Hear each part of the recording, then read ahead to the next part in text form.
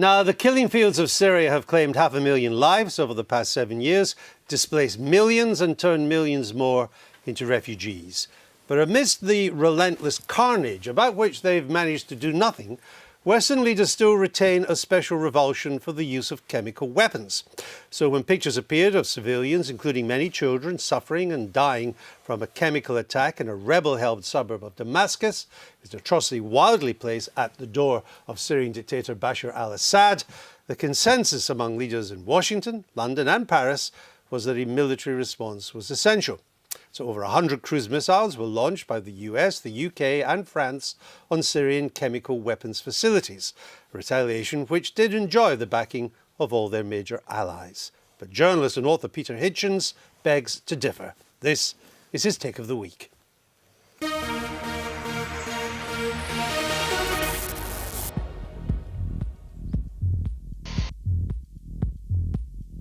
We all know the old cliché that truth is the first casualty of war.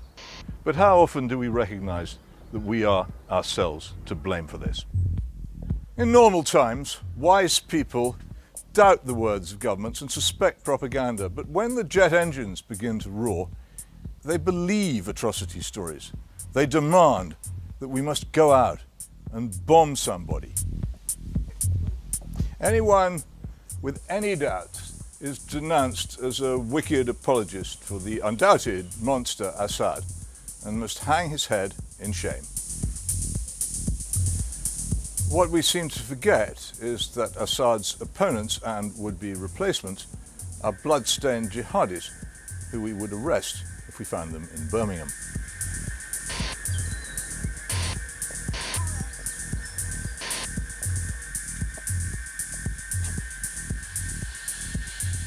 We somehow managed to forget that our overthrow of the monsters Saddam in Iraq and Gaddafi in Libya led directly to the migration crisis, now convulsing Europe. And we put out of our minds the likelihood that more intervention in Syria will prolong that war, not end it.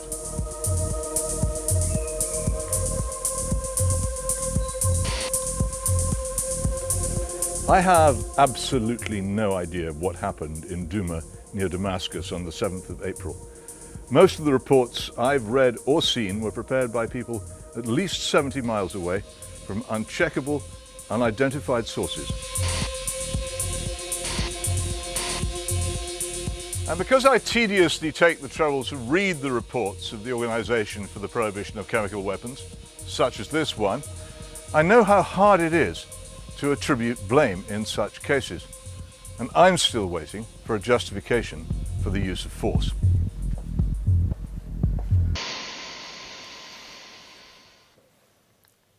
Thanks to the Hill Garden and Pergola in Hampstead. Welcome, Peter Hitchens, back to the programme.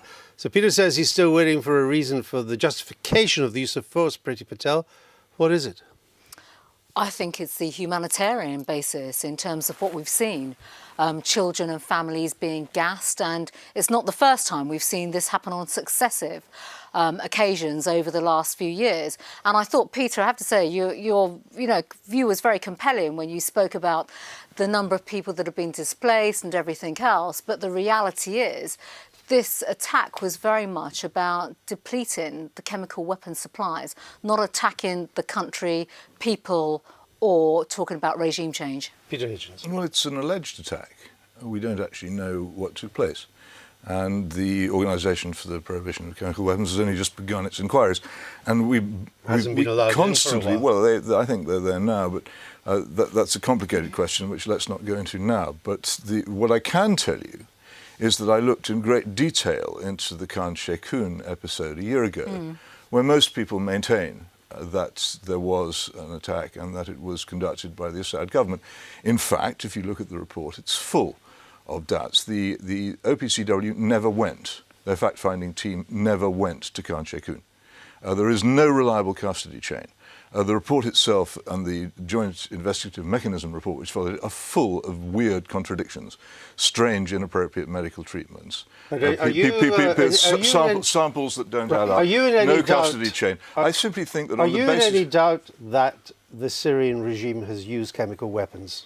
I don't know. I think on the areas that I've actually looked at, it seems to me that hard evidence is lacking, and you have to. Hold on. You say hard evidence.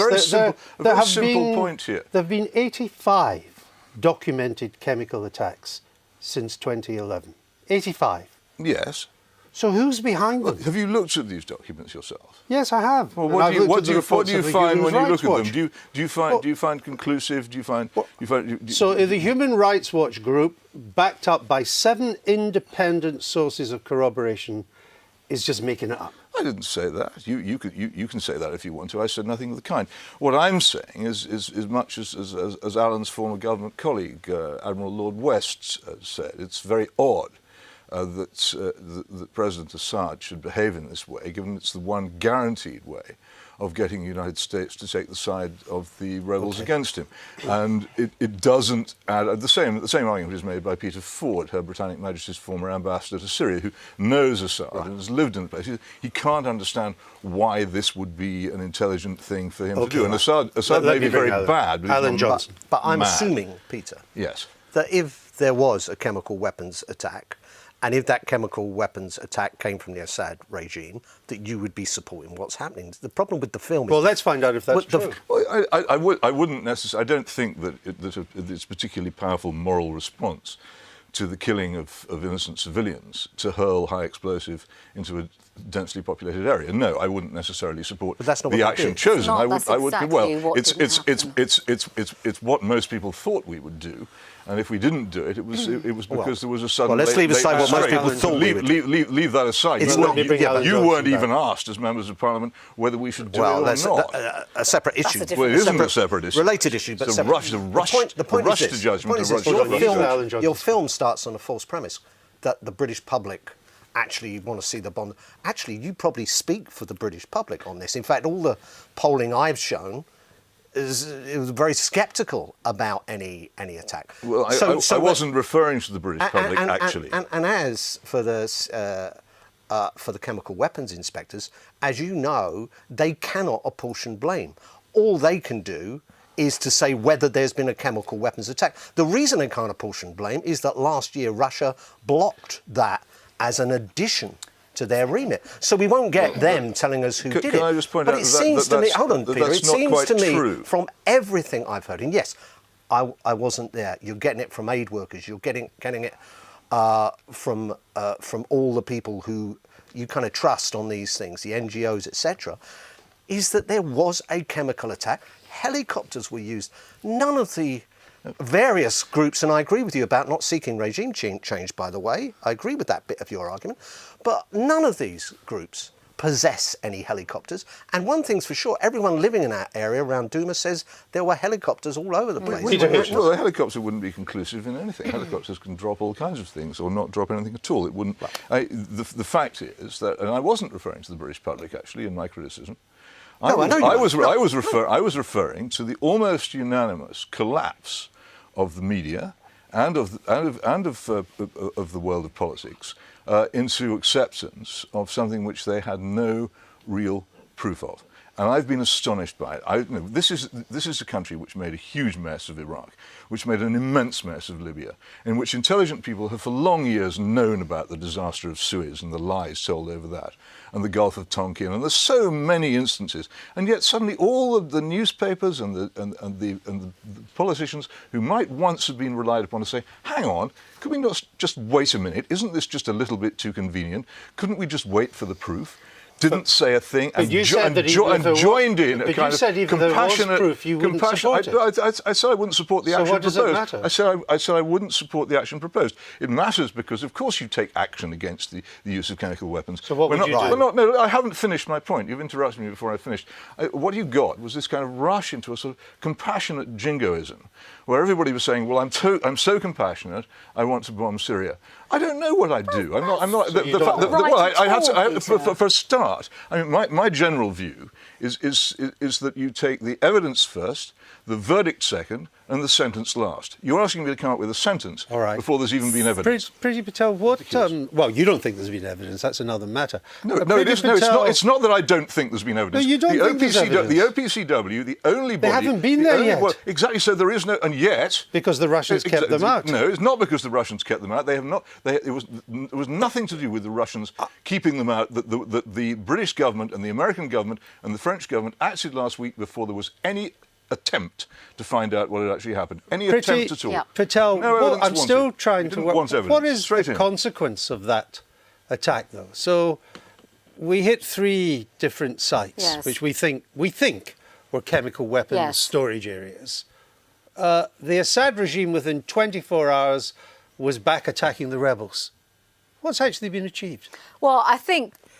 if I can just come back to some of Peter's points, well, and Andrew, I will. Quite nice to get an answer to that question because it's important. The point is that this was to deplete the chemical weapons supplies, a targeted attack, because we have seen, to Peter's point, successive use and repeated use of chemical warfare on the Syrian people, on children and families.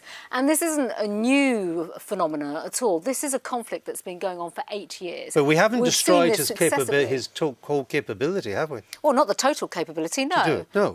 And so he could do it again. That could be a possibility. But of course, it was about the signal, the message that this would send out by having this particular attack, that we would not sit back and just sort of, accept more repeated and sustained attacks on Syrian civilians. And I think it's worth pointing out as well that we do live in a world where there are international norms, where there's a rules-based system.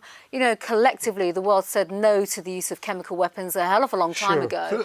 And surely we should be actually trying to uphold those rules and values at the same time. Could I ask you a question? Do you know the name of the organisation which was in control of Douma at the time of the alleged attack? No, I don't. Jaish al-Islam, the Army of Islam. Do you know that in 2016, Jaish al-Islam was accused of using chemical weapons against Kurds in Aleppo, and accused quite strongly? And I'm not saying that it's not proven. It's no more proven than the other event. But it seems to me this rush to judgment is taking place. People are rushing who don't even know the most basic facts about the situation on the ground. The rebels where in it happened Douma are rushing to judgment. After the chemical attack, the rebels in Douma immediately surrendered and were put on the surrender buses. So it's kind of unlikely it would have been them. But you've speculated. You say it's unlikely. I've said but on that, what yeah. basis? But because they surrendered. They surrendered because his chemical weapons They worked. were on the point of surrender anyway. Unfortunately. Well, that's the argument was about the handover of the heavy weapons. Just to get where you're coming from. You said you don't want to speculate. You don't know. I don't. But you've speculated that Western countries can fake such attacks. I haven't said anything of the kind. Yes, you did. You said, speaking of Britain, in your blog, speaking of Britain, France and America, you could say there might be a temptation to fake such attacks. If these major nations, talking about us, America and France, will act in defiance of law, to fake them, must surely be a temptation. It must surely be a temptation among the Islamist groups in Syria if the Western countries are prepared to mount attacks on Syria on the basis. Well, you interrupt me at every point. If the Western countries, that's what you're saying. No, I'm not. I absolutely do not. That's a complete fabrication. I have said that the people who would be prepared to fake the attacks would be the Islamist groups. If it is the case that Western countries could be persuaded into it, you've got to check your researcher on that. I've read the blog myself. They've given you a bum If these major nations will act in defiance of law, a fake attack must surely be a temptation. That's what you wrote. It's a temptation to whom? The major nations. No, that's not what it says. Go and read it yourself instead of relying on some researcher. I did. You have got it wrong. I read it myself. Well, I was giving you the benefit of the doubt. Maybe you should write more clearly next time. I've given you the benefit of the doubt. Okay, you've got it wrong. I got it wrong. Say that. Perhaps because your English isn't very clear. Well, perhaps. I don't think that's a characteristic I have.